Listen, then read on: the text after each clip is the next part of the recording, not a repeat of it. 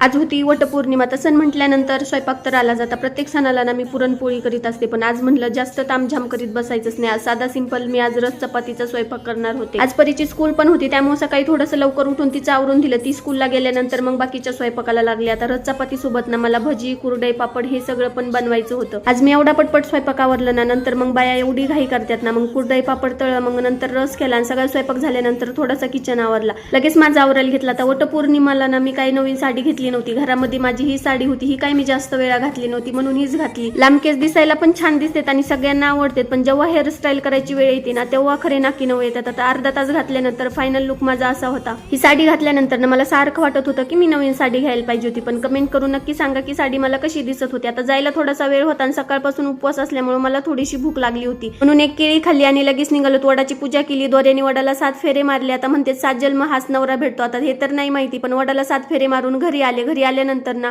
मला तर एवढी भूक लागली होती, मग जेवण केलं. असा होता माझा आजचा वटपौर्णिमेचा दिवस. चला भेटूया नेक्स्ट व्हिडिओमध्ये.